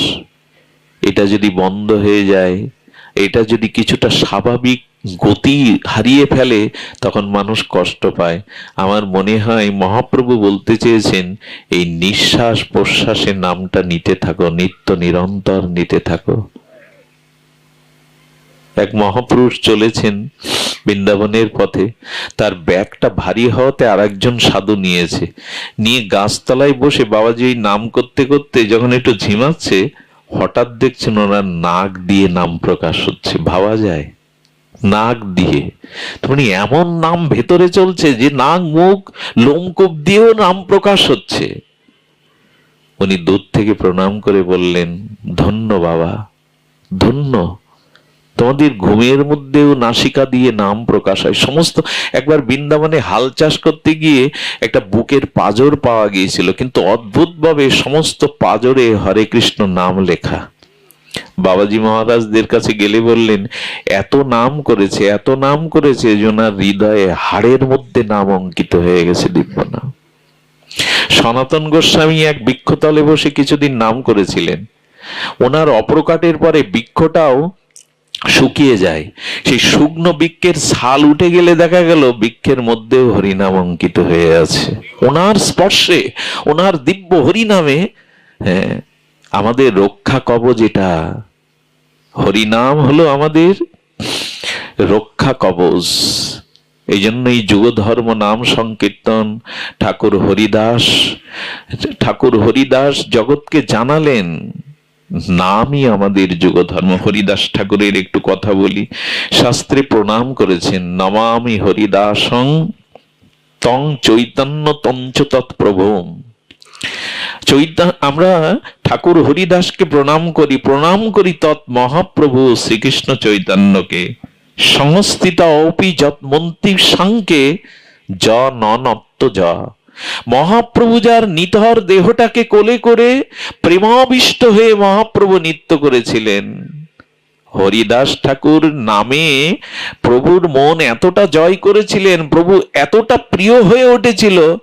কোন মৃত মানুষকে দেখতে গেলে আমরা স্নান করি, মরা দেখে এসেছি, অশুদ্ধ হয়ে গেছে, তাই স্নান করে ঘরে ঢুকি। মৃত ব্যক্তির কাছে দুর্গন্ধ ছড়ালে কেউ যেতে চায় না, দূর থেকে নাকে কাপড় দিয়ে অনেক পরিচিত জন দেখে। আর মহাপ্রভু হরিদাসের দেহটা কোলে তুলে নিয়েছেন। শুধু কোলে তুলেননি, হরিদাসের তনু প্রভু কোলেতে উঠাইয়া অঙ্গনে নাচেন প্রভু প্রেমাবিষ্ট হইয়া। প্রভু প্রেমে নৃত্য করছেন, আর কি করছেন জানেন? বারবার হরিদাসকে বুকে জড়িয়ে ধরছেন। হরিদাসের দেহ প্রাকৃত দেহ নয়, নাম নিতে নিতে মহাপ্রভুর কৃপায় চিন্ময় দেহকে বারবার জড়িয়ে ধরছেন। আর কি বলছেন জানেন? হরিদাস, সারাটি জীবন আমি তোমাকে ধরতে গেছি, স্পর্শ করতে গেছি, তুমি পামর ভেবে, অদম ভেবে, অস্পৃশ্য ভেবে আমাকে তুমি কখনো বুকে জড়িয়ে ধরতে দাওনি। হরিদাস, আজকে বাধা দেবে না? আজকে নিষেধ করবে না তুমি? শোনো হরিদাস, আজ তোমার ইচ্ছা পূরণের দিন শুধু নয়, আজ আমার ইচ্ছাও পূরণের দিন। আমি এই তোমায় বুকে নিয়েছি হরিদাস। কাকে ভালোবাসতে হয়? ভগবানকে ভালো না বাসলে বড় ভুল হয়ে যাবে গো। এই দেখো, ভক্তের ভগবান হরিদাসের তনুপ্রভু কোলেতে উঠাইয়া কেন তুলবে না হরিদাসকে? মহাপ্রভু যখন সন্ন্যাস নিয়ে নিত্যানন্দ প্রভু অদ্বৈত ঘরে এনেছিলেন, সেই কটা দিন প্রভু কাটিয়ে মাকে দর্শন দিয়ে নবদ্বীপবাসীদের বিরহ শোক তাপকে প্রশমিত করে প্রভু যখন আবার লীলাচলের পথে যাবেন, তখন হরিদাস সবার পিছনে এসে দাঁড়িয়েছে। হরিদাস মহাপ্রভু সামনে যেতেন না। যিনি ব্রহ্মা, যিনি নিত্য নিরন্তর নিষ্ঠার সহিত 3 লক্ষ নাম করেন, তিনি নিজেকে এতটা অযোগ্য, স্বাভাবিক দৈন্য এমন ছিল যে প্রভুর সামনে কোনোদিন দাঁড়াতেন না, পেছনে দাঁড়িয়ে আছে। পেছনে দাঁড়িয়ে কি বলেছিলেন সেই মর্মভেদী হরিদাসের নিবেদন শুনুন। হরিদাস নিবেদন করছে, লীলা চলে চলিলে তুমি মোর কোন গতি। আহা, এই হলো ভক্তের দৈন্য। লীলা চলে চলিলে মোর কোন গতি। হরিদাস যেন বললেন, আমি যদি মিন হই, মাছ হই, তুমি তো জল, তোমা ছাড়া তো আমার কোনো গতি নেই। প্রভু তুমি লীলা চলে চললে আমার কি গতি? এই ঠাকুর হরিদাস ছিলেন সিদ্ধ বকুলের তলায় নিত্য নিরন্তর। আচ্ছা, কি মজার ঘটনা দেখুন। নদী চিরকাল সাগরে গিয়ে মেশে, সাগর নদীর কাছে আসতে যাবে কেন? কিন্তু হরিদাস আর মহাপ্রভুর লীলায় বিপরীত। এখানে হরিদাস কখনো গাম্ভীরায় যাননি, হরিদাস কখনো জগন্নাথ মন্দিরে যাননি, নিজেকে অধম মনে করতেন, যোগ্য মনে করতেন না। যবনের ঘরে লালিত পালিত হয়েছি, জগন্নাথ দর্শন আমার, এই জন্য মহাপ্রভু উল্টো স্রোত বইছে। মহাপ্রভু বললেন, হরিদাস তুমি না আসতে পারো, আমি নিত্য তোমার কাছে যাব। হরিদাস তুমি আমার কাছে না আসতে পারো, এই স্থানে রহ করো নাম সংকীর্তন, প্রতিদিন আসি আমি দিব দর্শন, আমি আসব। একটু ভক্তি, একটু নাম নিয়ে থাকুন, আপনাকে ভগবানের পিছনে ছুটতে হবে না, ভগবানই একদিন আপনার কাছে আসবে। মন্দিরের চক্র দেখতেন, আড়াল করে গাছের শাখা পোশাকা গুলো সরিয়ে চক্র দেখে প্রণাম করতেন। হরিদাস ঠাকুরের দৈন্য নিজে নিজে যেতেন না। মহাপ্রভু তাকে কত বড় উপাধিতে ভূষিত করেছেন দেখুন, এই উপাধি আর কেউ পায়নি। প্রভু কহে, তোমার স্পর্শী পবিত্র হইতে তোমার পবিত্র গুণ নাহি তো আমাতে। শ্রীকৃষ্ণ চৈতন্য বলছেন তোমার মতো পবিত্র গুণ আমাতেও নাই হরিদাস। আর কি বলছেন, ক্ষণে ক্ষণে করো তুমি সর্বতীর্থে স্থান, ক্ষণে ক্ষণে করো তুমি যোগ্যতা অবদান। এই দেখুন হরিনামের মহামহিমা, যিনি নিত্য নিরন্তর হরিনাম করেন তিনি সর্বক্ষণ তীর্থে স্নান করেন, সর্বক্ষণ যোগ্যদান করেন, তার কোনো কিছু বাকি থাকে না। প্রভুই মুখে বললেন, নিরন্তর করো চারি বেদ অধ্যয়ন, দ্বিজন্যাসী হইতে তুমি পরম পাবন। যে হরিনাম আশ্রয় করে সে চারি বেদ অধ্যয়ন করে, সে দ্বিজ ন্যাসী হইতে পরম পাবন। আমি পুরো হরিদাস নির্যান জানাবো না, তবু বলি এই হরিদাস ঠাকুর তিনি বিদ্ধ হয়েছেন, নাম সংখ্যা ধীরে লয়ে তিনি নাম নিচ্ছেন। ঠিক তার শেষ কোনো নির্জানে, কোনো প্রয়াতবার্ষিকী, হয়তো ভীষ্মের নির্জান, নালে ঠাকুর হরিদাসের মহিমা একটু কীর্তন করতে হয়। হ্যাঁ, হরিদাস ঠাকুর শেষের কটা দিন, অপ্রকটের আগের কটা দিন প্রসাদ পাচ্ছিলেন না। মহাপ্রভুর অবশিষ্ট অধরামৃত প্রসাদ হরিদাসের জন্য বরাদ্দ ছিল। হরিদাস গোবিন্দ দাসের নেওয়া প্রসাদকে সম্মান জানিয়ে কণা মাত্র মস্তকে জিহ্বাই দিয়ে প্রসাদ ফিরিয়ে দিচ্ছিল। হরিদাস ঠাকুরের এই অবস্থা দেখে গোবিন্দ দাস মহাপ্রভুর একান্ত অঙ্গসেবক প্রভুকে নিবেদন করলেন, প্রভু তোমার হরিদাস প্রসাদ পাচ্ছে না। মহাপ্রভু ব্যাকুল হয়ে ছুটে এসে বলছেন, হরিদাস তোমার শরীর সুস্থ তো? সারাটা জীবন তুমি পড়ে রয়েছ, তোমার শরীর সুস্থ তো? বলো তো, আমি একটু ঔষধ পত্র কবিরাজের ব্যবস্থা করি। ঠাকুর হেসে বললেন, শরীর সুস্থ মোর, অসুস্থ বুদ্ধি মন। ভগবত ভজন না করলে মন বুদ্ধি অসুস্থ হয়ে যায়। হরিদাস ঠাকুর বললেন, আমার আমার আমার শরীর সুস্থ প্রভু, শরীরকে নিয়ে আমি ভাবি না। এ শরীর চিতায় দিলে এক মুষ্টি ভস্য হবে, মাটির নিচে দিলে কৃমি কীট হয়ে যাবে, আর শৃগাল কুকুর ফেলে দেওয়া দেহটা খেলে ওদের উদরে মলমূত্র হবে। এ দেহের রোগকে রোগ ভাবে না হরিদাস, ভগবানকে ঠিক ঠিক ভজন না করে পাতাই হলো প্রকৃত ব্যাধি। ভগবানকে ভজন না করাই হলো প্রকৃত মনোরোগ ব্যাধি। আজকের মানুষ মনোরোগে ভুগছে কেন? হৃদয়ে ভক্তি নেই, নাম নেই, হরি কথা হরি নাম যার হৃদয়ে নেই সে তো মানসিক বিকারগ্রস্ত হবে। হরিদাস বললেন, অসুস্থ বুদ্ধিমন। মহাপ্রভু বলছেন, হরিনাম সংখ্যা কম করো, বিদ্ধ হয়েছ। তোমার নামে লক্ষ হীরা উদ্ধার হলো, তোমার নামে মায়া দেবী পর্যন্ত পরাভূত হয়ে তোমার শিষ্যা হলো। হরিদাস সংকল্প করো। হরিদাস চোখের জলে যে নিবেদন করেছিল তা বড় বিস্ময়কর। প্রভু, জীবনে যতটুকু শ্বাস আসে অন্ন না পেলেও বাঁচবো, কারণ নারী মনে হয় বেঁচে থাকে কিছুদিন, অন্ন জল না পেলেও মানুষের নারী। কিন্তু বললেন, নামামৃত বিনে যদি খায় অন্ন পানে, তবু ভক্তের দুর্বল জীবন। এই দেখুন কি পরিভাষা। বললেন, প্রভু অন্ন না পেলেও বাঁচবো, কিন্তু তোমার নাম না নিলে তো বাঁচবো না গৌর হরি। এই জন্য অন্ন নিতে গিয়ে সময়টা ব্যয় হলে আমি সংখ্যা নাম সময় মতো পূর্ণ করতে পারছি না। এই জন্য বললেন, হরিদাস ঠাকুর রাজ শাসকের সামনে, মৃত্যুদণ্ডের সামনে দাঁড়িয়ে ভজন কত দৃঢ়তা। খণ্ড খণ্ড হয় যদি দেহ মন প্রাণ, তবু না বদনে ছাড়িব। পারবো তো আমরা মৃত্যুদণ্ডে রাজ শাসকের সামনে দাঁড়িয়ে কথা বলতে? একটা কথা বলি, যতই দুর্যোগ আসুক, যতই অন্ধকার আসুক, যতই পরিস্থিতি বিরূপ হোক, ভগবানের নাম কেউ ছাড়বেন নাই। নামই রক্ষা করবে, নাম রক্ষা করবে আমাদের, নাম পরিত্যাগ করবেন না। হরিদাস ঠাকুর বলেছিলেন, আমার দেহ খণ্ড খণ্ড করতে পারো, কিন্তু জিহ্বায় আমি নাম।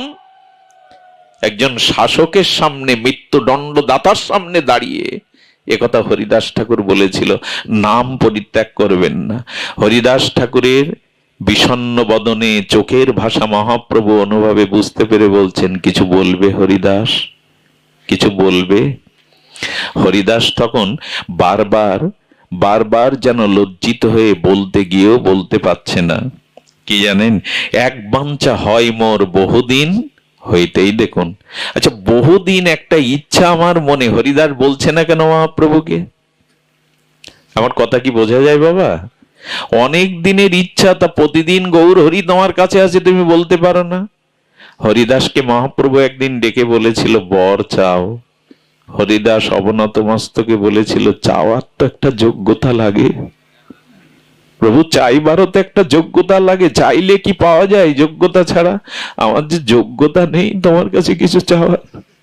হরিদাস এত ধন্য করো না, তুমি আমার কাছে কিছু চাও, প্রভু দেবে।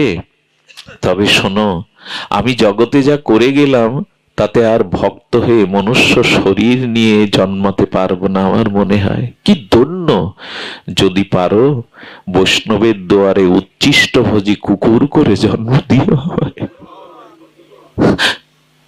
আমি ভজন করিনি, আমি তোমার চরণে আত্মসমর্পণ করিনি যে আমি তোমার স্বরূপ ধামে ফিরে যাব। প্রভু একটা নিবেদন, যদি আবার জন্ম হয় বৈষ্ণব উচ্ছিষ্ট ভোজি কোনো কুকুর করে আমাকে জন্ম দিও।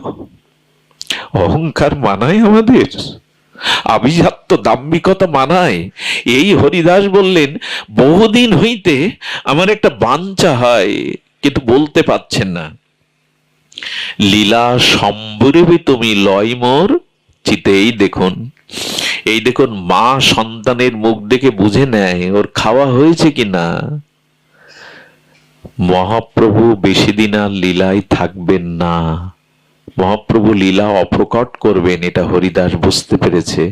তাই সারা জীবন যে প্রভুর কাছে চাইবার যোগ্যতা রাখে না, সে বলছে বহুদিন হতে এক বাঞ্ছা আমার, যদি অনুমতি দাও তো চাই। মহাপ্রভু বললেন হরিদাস জানলো কি করে, হরিদাস জানলো কি করে যে আমি আর বেশি দিন লীলায় থাকবো না? হরিদাস যে আমার মনের কথা জেনে গেছে। মহাপ্রভু তখন গম্ভীর হয়ে গেছে, হরিদাসকে বলছে তোমার সেই বাঞ্ছাটা কি বলো। আহা, পৃথিবীতে এমন চাওয়া বুঝি কেউ চায়নি। হরিদাস বললেন সেই লীলা প্রভু মোরে কবু না দেখাইবা। প্রভু কি বলছেন, আপনার আগে মোর শরীরও পারিবা। ভগবানের কাছে জীবনে প্রথম হরিদাস চাইছে কি চাইছে? মা, আমার মনে হয় তুমি আর বেশি দিন লীলা প্রকট থাকবে না, তোমার লীলা সংবরণ করবে। প্রভু চাওয়াটা কি জানো?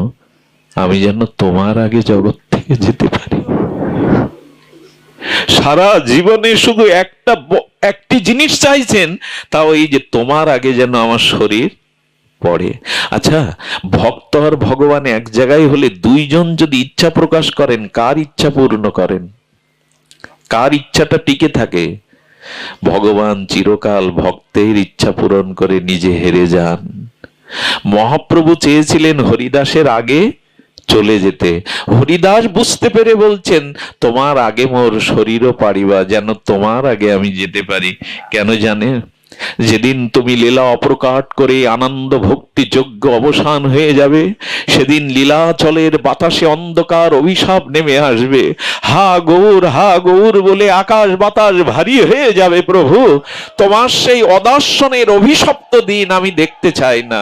প্রভু, আমি তোমার আগে যেতে চাই, আমি তোমার আগে যেতে, সেই অভিশপ্ত দিন যেন আমি চোখে না।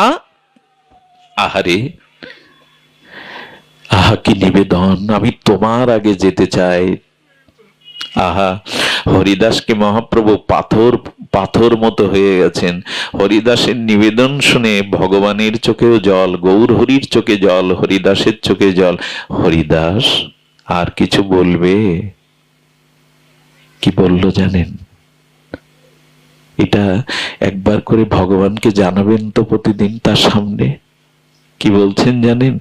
প্রভু আমি যাব, কেমন করে যাব জানো? হৃদয়ে ধরিব তোমার ও কমল চরণ। আমি তোমার আগে যাব, কেমন করে জানো? এই ইচ্ছা তোমার চরণে নিবেদন করছি, আমি আরজি জানিয়ে রাখছি। হৃদয়ে ধরিব তোমার কমল চরণ, নয়নে হেরিব তোমার ও চন্দ্র বদন, জিহ্বায় উচ্চারিব শ্রীকৃষ্ণ চৈতন্য নাম, এই মতো ইচ্ছা মোর ছাড়িব পরাণ। প্রভু আমি যেতে চাই, কি করে জানো? আমার শেষ সময়ে তোমার কমল চরণটা যেন আমি বুকে ধরতে পারি। আমার নয়ন রূপ ভ্রমর যেন তোমার বদন রূপ কমলের মধুপান করতে পারে, আর আমার জিহ্বাই যেন শ্রীকৃষ্ণ চৈতন্য এই উচ্চারণ হতে হতে আমি দেহ ছাড়বো, এই আমার ইচ্ছা। ভগবানের সামনে এই প্রার্থনা করবেন, প্রভু মৃত্যুর সময় পুত্র কন্যা আত্মীয় স্বজনকে দেখি আর না দেখি তোমার চরণখানা যেন মনে পড়ে, আর কাউকে দেখতে যেন স্বাদ না হয়। সারা জীবন তো এদের দিকে তাকিয়েছি, তোমার দিকে তাকানো হয়নি। শেষের দিনে যেন অন্তত তোমার চরণটাকে স্মরণ করে যেতে পারি। এই প্রার্থনাটা জানি। মহাপ্রভু নীরব হয়ে গেলেন, কিছুক্ষণ চুপ হয়ে গেলেন। ডাক্তার বলে চোখে জল এনো না, দৃষ্টি নষ্ট হয়ে যাচ্ছে। তাকে আর মানাই গো, জল দরকার। আমাদের হৃদয়টা না অনেক শুকিয়ে গেছে, অনেক শুকনো হৃদয়। সংসারের জন্য বিপদ, আবার টাকা পয়সার জন্য কত কাঁদি আমরা। ভগবানের জন্য কবে কাঁদবো বলতে পারে? লজ্জা ঘৃণা ভুলে খুব হালকা হওয়া যায় জানেন। ভগবানের জন্য দুপুরটা চোখের জল ফেললে বুকটা অনেক হালকা হয়, অনেক পথটা মসৃণ হয়ে যায়, পথটা পরিষ্কার হয়ে যায়। মহাপ্রভু তখন বলছেন, প্রভু কয়ে হরিদাস তুমি যা মাগিবে, তুমি যা প্রার্থনা করবে কৃষ্ণ অবশ্যই তা পূরণ করবে। মহাপ্রভু চলে গেলেন। এর পরের ইতিহাস আপনাদের জানা, আমি সময় নেব না। প্রভু পরের দিন জগন্নাথ দর্শন করে এসেছিলেন। সেদিনে একা আসেননি আমার গৌর সুন্দর, সাথে প্রিয় ভক্ত পরিকরগণ এসেছিল। হরিদাস মৃদুমন্দ করে দেহটাকে এলিয়ে দিয়ে আর নিত্য নিরন্তর নাম নিয়ে চলেছে। মহাপ্রভু ভক্ত পরিকর নিয়ে সিদ্ধ বকুলে যখন এলেন, হরিদাস চোখ মেলে তাকিয়ে বলছেন, এসেছো প্রভু, এসেছো হৃদয়ের দেবতা। সেদিন কি করেছিলেন জানেন? বৈষ্ণবদের দেখে বলল, ও ভাগ্য, হরিদাস উঠতে পারছে না, এই জন্য বৈষ্ণবদের চরণ ধুলিতে অঙ্গ ভূষিত করবে বলে গড়াগড়ি দিতে লাগলেন, আর হাত দিয়ে বৈষ্ণবের চরণ ধুলি মাখতে লাগলেন, ভক্তের চরণ ধুলি মাখতে লাগলেন গৌর হরি। আর কি করলেন? রামানন্দ সার্বভৌম সবার অগ্রেতে হরিদাসের গুণ প্রভু কীর্তন করছেন। তোমরা জানো হরিদাসকে? ওই চরণ ধুলি নিলেন। এমন ভাগ্য কার বলুন তো? বৈষ্ণবের চরণ রেণু ভূষণ করলেন, তনু ভূষণ করলেন, মস্তকে নিলেন, আর গৌরীর চরণে নিবেদন করলে, একবার দেখাও, একবার তোমার ভুবন ভোলানো সেই নটরাজ শিবা সঙ্গনে তুমি যে কীর্তন শুভ আরম্ভ করেছিলে, সেই নর্তন কীর্তন একবার গৌর হরি দেখাও। হরিদাসকে মাঝগানে রেখে বেড়ি কীর্তন করে মহাপ্রভু হরিনাম করতে লাগলেন। সেই ভুবন ভোলানো রাধা ভাবকান্তি রূপ মাধুর্যে মহাপ্রভু আকাশ বাকাশ বিদীর্ণ করে হরিনামের ধ্বনি তুললেন। নটরাজ নিত্য সংকীর্তনে হরিদাস পরম আনন্দ পেতে লাগলো। হরিদাস বললেন, এই তো সময়, এই তো সময়। আর শ্রীকৃষ্ণ চৈতন্য শব্দ বলে বারবার, প্রভু মুখ মাধুরী পেয়ে নেত্রে জলে ধার। শ্রীকৃষ্ণ চৈতন্য শব্দ করিতে উচ্চারণ, নামের সহিত প্রাণ করিল উৎক্রমণ। মহাপ্রভুর এক অনুরাগী ভক্ত প্রভুকে নিয়ে বসালেন, প্রভুর চরণ হৃদয়ে ধরলেন, নয়নে দিলেন, আর শ্রীকৃষ্ণ চৈতন্য শব্দ করিতে উচ্চারণ, নামের সহিত প্রাণ করিল উৎক্রমণ। মহাযোগেশ্বরের যেমন স্বাচ্ছন্দ্য মৃত্যু ভীষ্মদেবের, আজ হরিদাসও সেই স্বেচ্ছায় চলে গেলেন। এরপর প্রভু অঙ্গনে নাচলেন। স্বরূপ দামোদর বললেন, প্রভু হরিদাসকে দাও, তার অন্ত্যেষ্টিক্রিয়া করতে হবে। আর সবাই তুলে নিল হরিদাসকে। যখন হরিদাসকে তুলবে, সিদ্ধ বকুল দুপোটা চোখের জল আর বকুল ফুল হরিদাসের শ্রীঅঙ্গে দিয়ে বললে, ঠাকুর আর তো কেউ আমাকে নাম শোনাবে না, আর তো তোমার মতো 3 লক্ষ নাম কেউ শোনাবে না। এই যাওয়ার বেলায় আমার শ্রদ্ধা নাও। আজ গাছ কাঁদছে, সিদ্ধ বকুল চোখের জল আর বকুল ফুল দিয়ে দিল। সমুদ্র তীরে হরিদাসের দিব্য দেহখানা রাখলে সমুদ্র যেন হু হু করে শাসা করে আজ ক্রন্দনে বলছে, ও ঠাকুর তুমি চলে গেলে আমার তীরে কে আর এমন করে নাম শোনাবে। আজ ভক্ত বিরহে সমুদ্র কাঁদছে, সিদ্ধ বকুল কাঁদছে। মহাপ্রভুর চোখে জল এলেন, পুরীর সমুদ্রে স্নান করালেন। স্নান করাতে গিয়ে মহাপ্রভু বললেন, শোনো ভক্তগণ, হরিদাসের পাদদক যে পান করবে তার অচিরেই প্রেম ভক্তি হবে। আজ ভক্তগণ হরিদাসের পাদদাগ পান করলেন, আর সমুদ্রকে মহাপ্রভু বললেন, তুমি তীর্থ ছিলে, আজ হরিদাসের দেহ অভিষেকে তুমি মহাতীর্থ হয়ে গেলে। আজ থেকে তুমি মহাতীর্থ। হরিদাসের দেহটা মুছে জগন্নাথের প্রসাদী পট্ট ডৌরি আর প্রসাদী চন্দন পুষ্পমালায় শোভিত করে বালু সমাধিতে হরিদাসকে শুইয়ে দিয়ে মহাপ্রভু নিজে হাতে বালি দিয়েছিলেন। বালিটা দিতে গিয়ে প্রভুর বুক বড় ব্যথায় ভরেছিল। সারা জীবন তোমাকে কিছু দিতে পারেনি, আজ এই বালু নাও। চোখের জলে যেন অঞ্জলি করে হরিদাস ঠাকুরের সমাধিতে মহাপ্রভু বালি দিলেন। তারে বালু দিয়া উপারে পিণ্ডা বাঁধাইল, চৌদিকে পিণ্ডার মহা আবরণ কইল। তাহা বেড়ি প্রভু করে কীর্তন নর্তন, হরি হরি কোলাহলে ভরিল ভুবন। মহাপ্রভু হরি নামে যেন ভুবন ভরিয়ে দিলেন। এরপর শ্রী গৌরচন্দ্র সিংহদ্বারে আসি প্রভু পশারির ঠায় আঁচল পাতিয়া প্রসাদ মাগিল ততায়। হরিদাস ঠাকুরের মহোৎসবতরে প্রসাদ মাগিয়া ভিক্ষা দেহ আপনারে। আজ স্বয়ং ভগবান লক্ষ্মী জনার্দনপতি অন্নপূর্ণা যার চরণ সেবার জন্য ব্যস্ত, সেই হরিদাসের মহোৎসবে ঠাকুর হরিদাস আঁচল পেতেছেন পাশুরির কাছে, আমার হরিদাসের মহোৎসব ভিক্ষা দাও। স্বয়ং ভগবান আজ ভিক্ষার আঁচল পেতেছেন। একমাত্র ভক্তের জন্যই ভগবান এটা পারেন, ভক্ত ছাড়া তার এমন তো কেউ আপনায়। সেই ভিক্ষা করতে দেখে আর সরব দামোদর অনুভবী ভক্তদের বললেন, প্রভুর কাঁধে দিও না, প্রভুর কাঁধে দিও না, আমাদের কাছে দাও। মহাপ্রভু কাশী মিশ্রের আলাই থেকে প্রসাদ এলো, আর জগন্নাথের প্রসাদই এই প্রসাদ মহাপ্রভু ভক্তদের বসালেন, নিজে আসন পেতে দিলেন। এই দেখেন আমার গৌর হরি বৈষ্ণব সেবা নিজে করে দেখাচ্ছেন। আজ মহাপ্রভু নিজে আসন দিলেন, ভক্তদের পাতে নিজে পরিবেশন করছেন। এক একজনের পাতে 5 জনের মতো করে প্রভুর হাতে কি কম ওঠে গো? আজ আমার হরিদাসের মহোৎসব।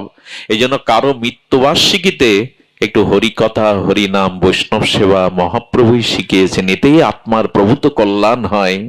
আত্মীয় স্বজন দিয়ে আমরা যা করি তাতে কতটুকু কল্যাণ হয় জানি না, লৌকিকতা হয়তো রক্ষা হয়, কিন্তু বৈষ্ণব সেবা, হরিনাম, হরিকথা দিলেই আত্মার কল্যাণ হয়, আত্মা প্রভূত প্রশস্তি পায়। এই জন্য মহাপ্রভুর নির্দেশ এই মহোৎসব। ভক্তরা প্রসাদ পাচ্ছে না, কারণ গৌর হরি তো সারাদিন কিছু পাননি, উনি মুখে জলও দেননি। প্রভু তুমি না পেলে কি ভক্তরা পায়? জোর করে স্বরূপ দামোদর মহাপ্রভুকে বসালেন, আর বক্রেশ্বর পণ্ডিত স্বরূপ দামোদর পরিবেশন করলেন। ভক্তদের বিদায় দিচ্ছেন প্রভু। দিতে দিতে আমরাও বিদায় বেলা এসে গেছি। প্রভু হরিদাসের নির্জানে যে ভক্তদের বিদায়ের আশীর্বাদ দিলেন তা চৈতন্য চরিতামৃতকার বড় স্বর্ণাক্ষরে লিখে গেলেন। শুনুন, সেই শব্দগুলো কানে গেলেই গৌর প্রীতি, হরিদাস প্রীতি আপনার হৃদয়ে আসবে। হরিদাসের বিজয় উৎসব যে কইল। আপনারা আপনাদের মানস নেত্রে নিশ্চয়ই হরিদাসের বিজয় উৎসব দেখেছেন। আচ্ছা, কারো মৃত্যুকে বিজয় উৎসব বললেন কেন? হরিদাসের বিজয় উৎসব যে কইল। জীবনের শ্রেষ্ঠ বিজয় কি জানেন? যদি মৃত্যুর সময় হরিদাসের মতো ভগবানের নাম নিতে নিতে যাওয়া যায়, এটা মৃত্যু নয়, এটা পরম বিজয়। যদি শেষের দিনে ভগবানের নাম নিতে নিতে যেতে পারেন, এটাই হলো পরম বিজয়, এটাকে মৃত্যু বলে না। হরিদাসের বিজয় উৎসব যে কইল দর্শন, যেই তারে নিত্য কইল, যে কইল কীর্তন। এই যে আমাদের শুভঙ্কর আজ বসুন্ধিয়ার যে ভক্তরা কি সুললিত মধুর কণ্ঠে হরিনাম করলেন, হরিদাসের নির্জানে যারা কীর্তন করলো, যারা নৃত্য করলো, যারা অংশগ্রহণ করলো, হরিদাস নির্জন যারা মানস নেত্রে দর্শন করলো, প্রভু বললেন তারে বালকা দিতে যে করিল গমন, তার মহোৎসবে যে করিল ভোজন, অচিরে হইবে সবার কৃষ্ণ প্রাপ্তি। প্রভু আশীর্বাদ দিচ্ছেন, অচিরেই হইবে সবার কৃষ্ণ প্রাপ্তি হরিদাস দর্শনে ওইচে হয় শক্তি। যে হরিদাসকে দর্শন করে সে অচিরেই, যে হরিদাসের কথা শ্রবণ করে অচিরেই তার কৃষ্ণ ভক্তি হবে। কে আশীর্বাদ করছেন? স্বয়ং মহাপ্রভু। আর কি বলছেন? হরিদাস দর্শনে ওইচে হয় শক্তি, কৃপা করে কৃষ্ণ মোরে দিয়েছিল সঙ্গ। মহাপ্রভু ভাগ্যবান মনে করছেন হরিদাসের সঙ্গ, কৃপা করে কৃষ্ণ মোরে দিয়েছিল সঙ্গ। স্বতন্ত্র কৃষ্ণের ইচ্ছায় কইল সঙ্গ ভঙ্গ। কৃষ্ণের ইচ্ছায় আজ আমি সাথী হারা হলাম। হরিদাসের দেখুন, ভক্তের জন্য ভগবানের কত ব্যথা। কৃষ্ণ আমাকে এক সঙ্গ দিয়েছিল। আমার কি মনে হয় জানেন, এই পৃথিবীতে সব থেকে বড় ব্যথা কি, সব থেকে বড় যন্ত্রণা, ব্যথা, ব্যথার মধ্যে শ্রেষ্ঠ ব্যথা কি জানেন? ভক্তকে হারিয়ে ফেলা, ভক্ত সঙ্গ হারিয়ে ফেলা। দুঃখ মধ্যে কোন দুঃখ বড়? কৃষ্ণ ভক্ত বিনা দুঃখ নাহি। যদি শুদ্ধ কৃষ্ণ ভক্ত জীবন থেকে চলে যায়, হারিয়ে যায়, এর থেকে বড় ব্যথা, এর থেকে বড় দুঃখ নেই।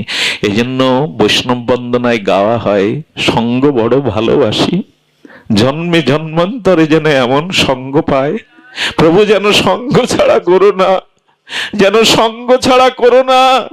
যত অপরাধ করি দণ্ড দিও, কিন্তু সাধু সঙ্গে রেখো, সঙ্গ থেকে যেন বঞ্চিত করো না। জন্মে জন্মে যেন এই সঙ্গ পায়। মহাপ্রভু কাঁদছেন আর বললেন, স্বতন্ত্র কৃষ্ণের ইচ্ছায় হইল সঙ্গ ভঙ্গ। হরিদাস চলে গেল। জানেন, হরিদাস যাওয়ার পরে মহাপ্রভু আর বেশি দিন ছিলেন না। হরিদাস যাও, আমিও তোমার পিছনে। ভক্ত বিরহে ভগবানও চলে গিয়েছিলেন। আর হরিদাসের ইচ্ছা যাবে হইল চলিতে, আমার শকতি তারে নারিল রাখিতে। ভগবান এখানে হেরে গেছেন ভক্তের কাছে। আমার শক্তি নাই হরিদাসকে রাখবার, কারণ ভক্তের ইচ্ছাই তো জয়ী হয়। হরিদাস আছিল পৃথিবী শিরোমণি। এই দেখুন মহাপ্রভু হরিদাসের গুণ। হরিদাস আছিল পৃথিবী শিরোমণি, তাহা বিনা রত্ন শূন্য হইল মেদিনী। জয় জয় হরিদাস বলি করি জয়ধ্বনি, এত বলি মহাপ্রভু নাচে নাচনি। সব শেষে সন্ধ্যা নেমে এলো। জগন্নাথের মন্দিরে দেউলে প্রদীপ জ্বলে উঠল। গোবিন্দ দাস সেই কলার সরলার কাঁথাটা পেতে দিল। মহাপ্রভু কাঁথার উপরে মাথা রেখে দুই চোখ দিয়ে জল পড়ছে, আর শেষ ভাষা বললেন, হরিদাস চলে গেল, প্রাণে বাঁচা ভার, 3 লক্ষ হরিনাম কে শোনাবে আর। হরিদাস চলে গেল, প্রাণে বাঁচা ভার। এই হলো ভক্তাধীন ভগবানের, ভক্তের প্রতি প্রীতি। আসুন আমরাও হরিনাম আশ্রয় করি, চৈতন্য চন্দ্রের চরণ আশ্রয় করে আমরা নিত্য নিরন্তর ভগবানের নামকে আশ্রয় করি। বিদেহী আত্মার কল্যাণ কামনা করে, আপনাদের সুদীর্ঘ ভাগবত জীবন প্রার্থনা করে, এই জীবধমের জন্য আপনাদের চরণধূলি ভিক্ষা প্রার্থনা করে আজকের মতো হরিকথা এখানেই বিশ্রাম।